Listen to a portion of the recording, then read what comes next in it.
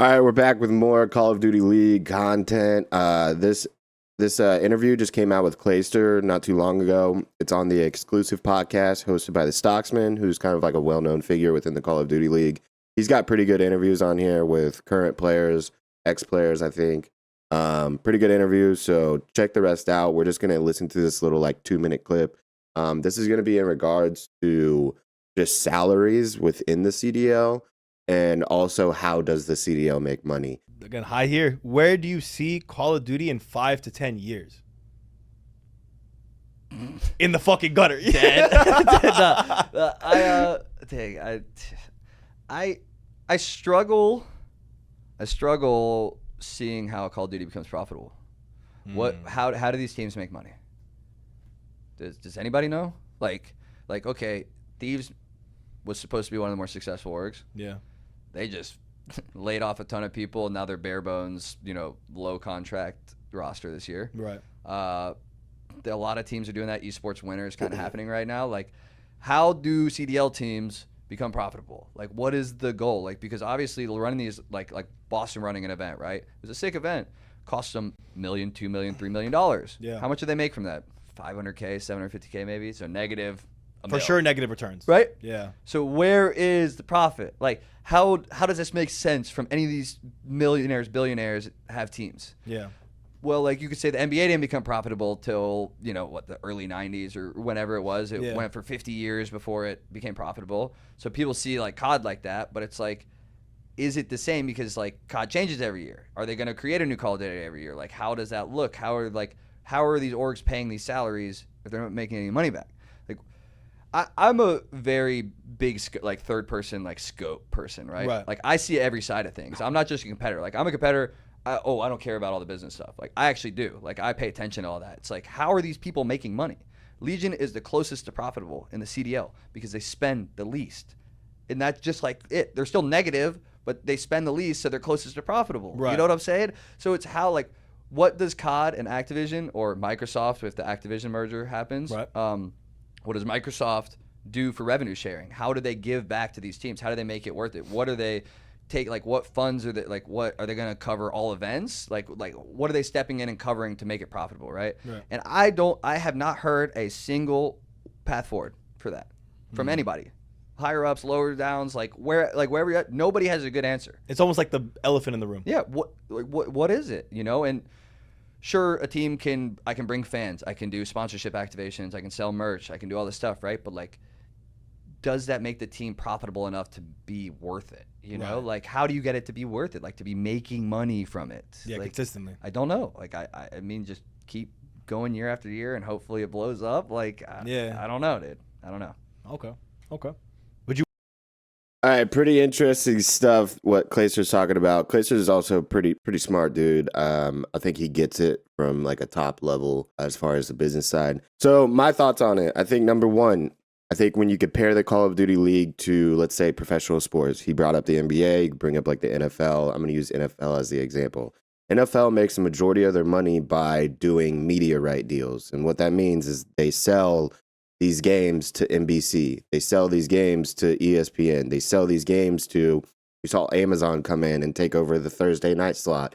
They sell these games to be hosted on those channels. Essentially, that's the bulk of the money. Yes, they have sponsorships. They sell merch. They do all of these things, right? But the NFL, majority of their money is coming from the NBCs, the ESPNs of the world, right? That's where Call of Duty League and all of esports really hasn't had a tie on. They haven't been able to get these media right deals.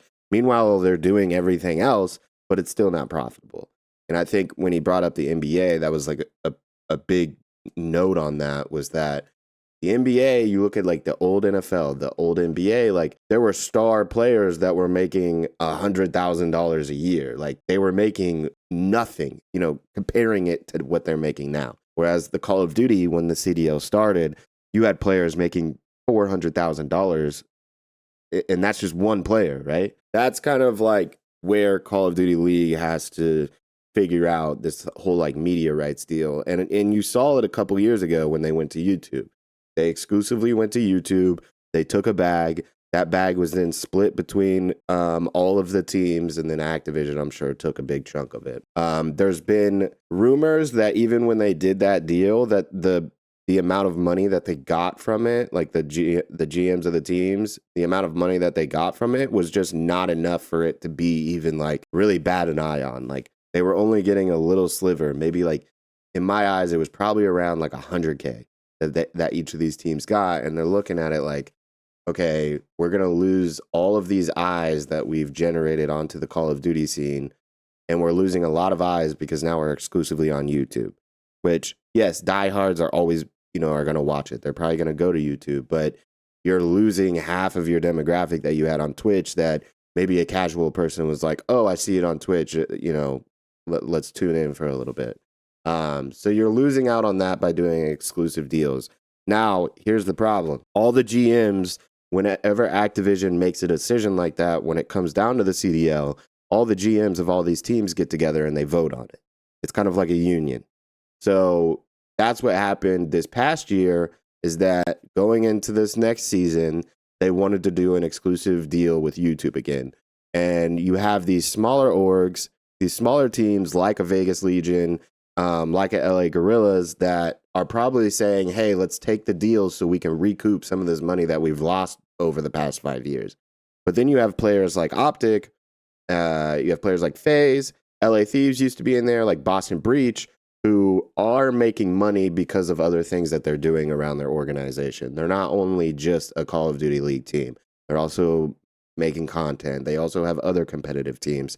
So they have money coming in from other places to where they're like, no, we do not want to do an exclusive deal, because now we're cutting half of the eyes that we normally get, the Scump watch parties of the world, the Zuma watch parties of the world. We're now cutting all of those eyes out just because we want to recoup a little bit of money by taking a YouTube exclusive deal. Behind the scenes, you have like a split kind of narrative between, some of these GMs want to make money or at least recoup on some of the money. And some of these GMs are like looking at the bigger picture of, hey, let's just lose money now because we can afford it.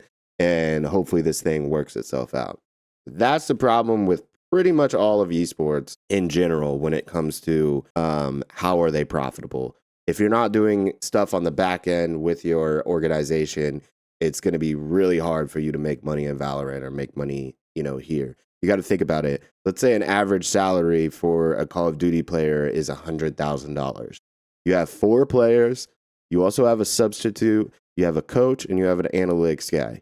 That's 6 players. That's $600,000 that you're forking out just for those 6 people.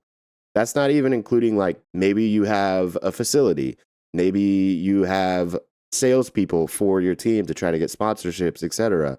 Maybe you have like a dedicated HR person for them. Like, who knows all of the things that they have outside of those 6 people? Not to mention, they also have to pay for flights. They have to pay for hotels. If they want to host an event, they have to pay all of that money to host the event. On the other side, you also have the Activision.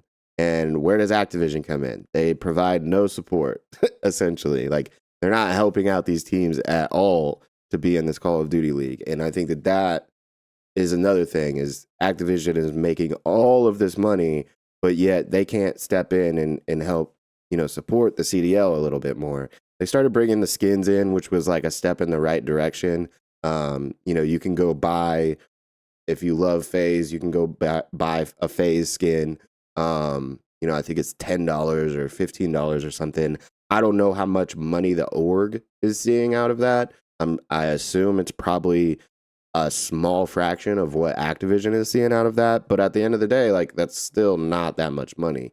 You could think of teams like FaZe and Optic, like, selling a bunch of merch. Like, yeah, that's true. Like, they are selling a bunch of merch, but you're talking about minimal returns there. They're selling a t-shirt for $25. They're making, $18 off of it or something. Like, it's not that much money.